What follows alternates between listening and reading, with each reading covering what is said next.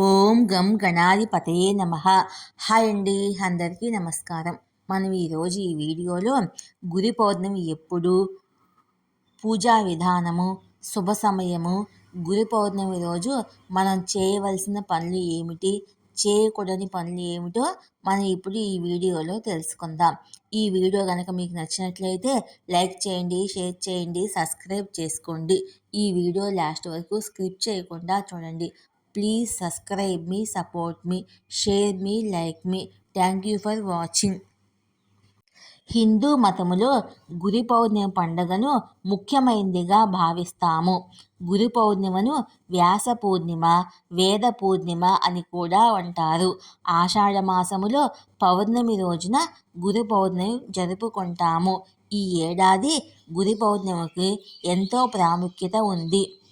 గురువు మరియు శిష్యుల మధ్య పవిత్ర సంబంధానికి ప్రతీక ఈ గురు పౌర్ణమి.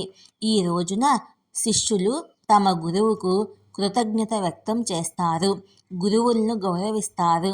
హిందూ మతములో గురు పూర్ణిమ పండుగను ముఖ్యమైనదిగా భావిస్తారు. గురు పూర్ణిమను వ్యాస పూర్ణిమ, వేద పూర్ణిమ అని కూడా అంటారు. ఆషాఢ మాసంలో గురు పౌర్ణమిని జరుపుకుంటాము.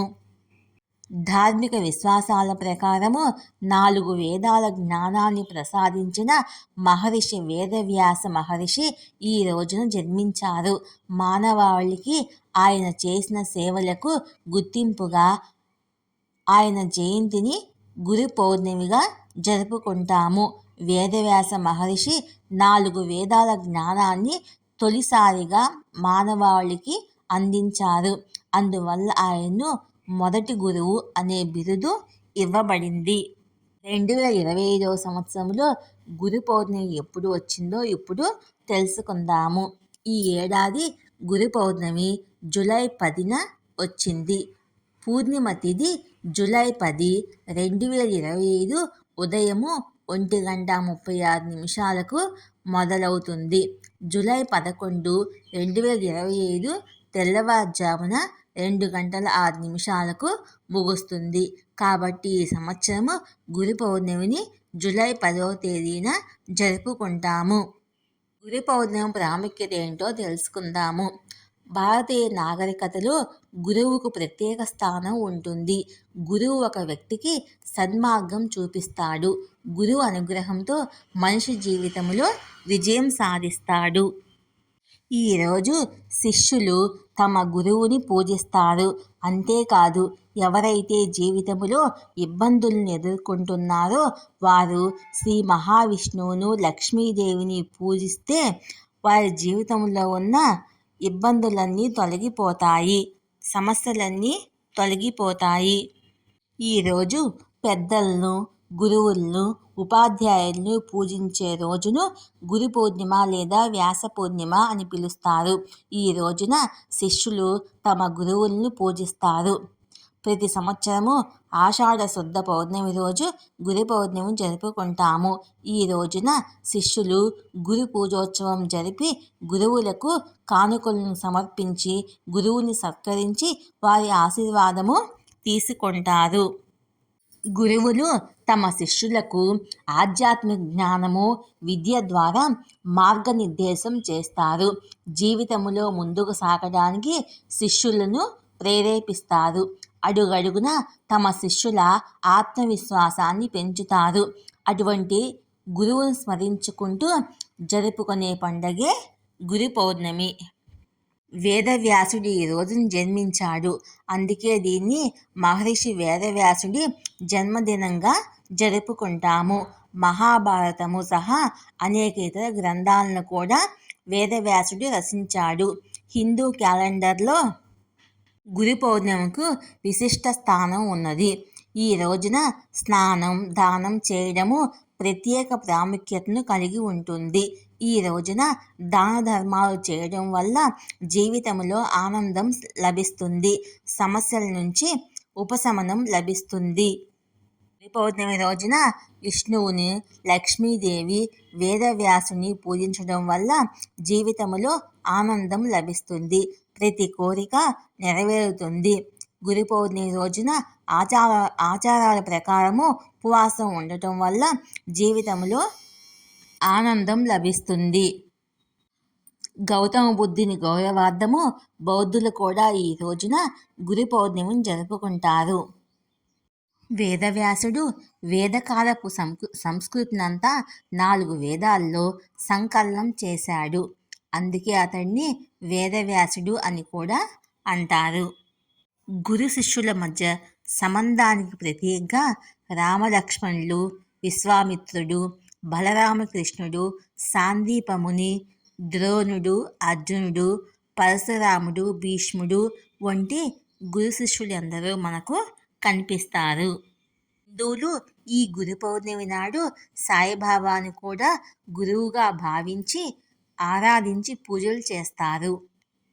పవిత్రమైన రోజున బాబా ఆలయాలన్నీ కిటకిటలాడుతూ ఉంటాయి.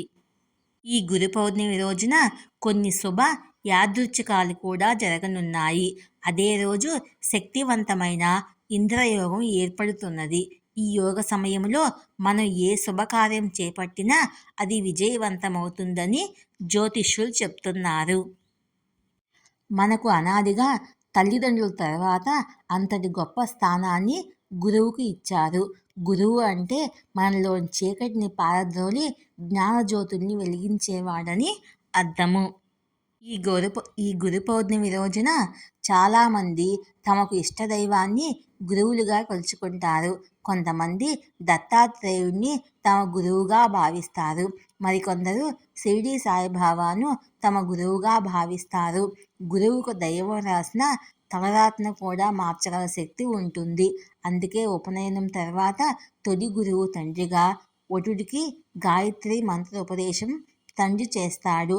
ఆ తర్వాత తల్లి నుంచి తొలి భిక్ష కూడా వటువు తీసుకోవడం ఆనవాయితీగా వస్తుంది. ముఖ్యంగా కలియుగంలో మనం మంచి నడవడిక ఉండాలన్నా, చెడు సావాసాలకు, నెగిటివ్ ఎనర్జీకి దూరంగా ఉండాలన్నా కేవలం ఆ శక్తిని మనకు ఇవ్వగలవారు గురువులే అని పండితులు చెప్తున్నారు. దత్తాత్రేయ అవతారాలను చాలామంది గురువులుగా నమ్ముతూ ఉంటారు. శ్రీపాద వల్లభులు, గాణగాపూర్ నృసింహ సరస్వతి, అక్కలకోట్ మహారాజ్, శ్రీ స్వామి సమర్థ ఇలా ఎవరికి నచ్చిన వాళ్ళు తమ గురువులుగా భావించి వారిని కొలుచుకుంటూ ఉంటారు. గురు పౌర్ణమి రోజున తమకు నచ్చిన దేవుళ్లను భక్తితో పూజ చేయాలి.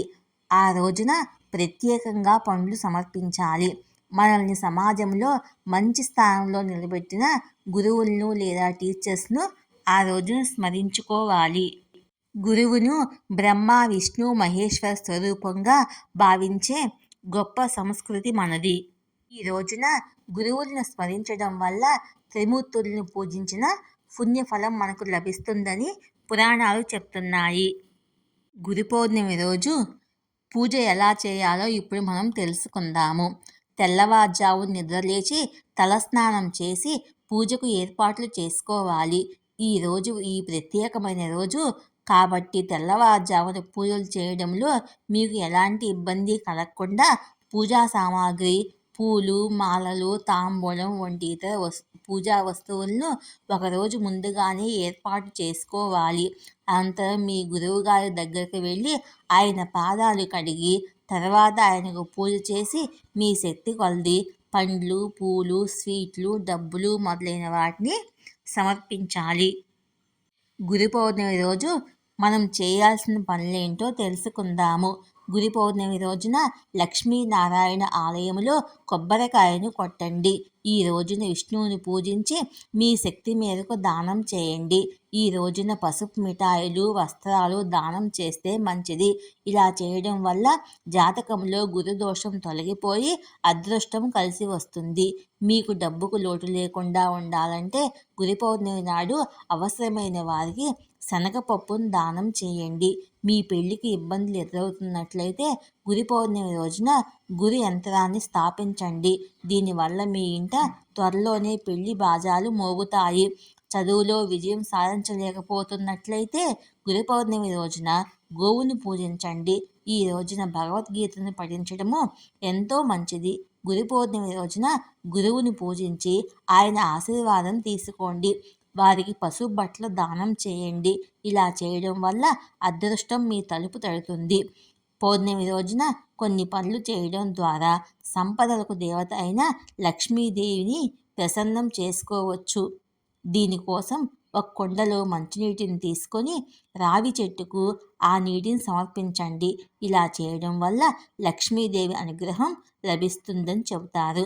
సాయంత్రం వేళలో భార్యాభర్తలు కలిసి చంద్రుని దర్శనం చేసుకొని పూజిస్తే వారి దాంపత్య జీవితంలో ఆటంకాలన్నీ తొలగిపోతాయి. పౌర్ణమి సాయంత్రం తులసి మొక్క ముందు ఆవు నెయ్యి దీపం వెలిగించడం వల్ల అదృష్టం కలిగిస్తుంది. పౌర్ణమి నాడు దానం చేయడము చాలా మంచిది. పౌర్ణమి రోజు చేయకూడని పనులేంటో ఇప్పుడు మనం తెలుసుకుందాము. ఈ రోజున ఇంటికి వచ్చిన బిచ్చగాళ్లను కూడా ఖాళీ చేతులతో తిరిగి పంపించకూడదు. హిందూ మతంలో దాతృత్వానికి ప్రత్యేక ప్రాముఖ్యత ఉంది. ఇది గ్రంథాల్లో కూడా ప్రస్తావించబడింది. ఈ రోజున పేదలకు లేదా అవసరమై ఉన్నవారికి వస్తువులను దానం చేయడం ద్వారా మీకు రెట్టింపు పుణ్యాన్ని పొందవచ్చు. అలాగే ఇంటికి వచ్చే వ్యక్తికి ఏమైనా దానం చేయండి. పౌర్ణమి రోజున వృద్ధులను లేదా స్త్రీని పొరపాటున కూడా అవమానించకండి. వాస్తవానికి గురి పౌర్ణిమ మీ పెద్దలను గౌరవించాలని మీకు బోధిస్తుంది. అయితే ఈ రోజున పెద్దలను అవమానించకుండా ఉంటే జీవితంలో ఎంతో ఎత్తుకు ఎదుగుతారు. ఈ పవిత్రమైన గురు పౌర్ణమి రోజు గురువు అనుగ్రహం పొందాలంటే ప్రత్యేకమైన పూజలు, హోమాలు చేయడము, దాన ధర్మాలు చేయడం ద్వారా గురువు అనుగ్రహం మనపై ఉంటుంది. ఈ గురు పౌర్ణమి రోజు పెద్ద ఎత్తున దత్తాత్రేయునికి పూజలు చేస్తారు.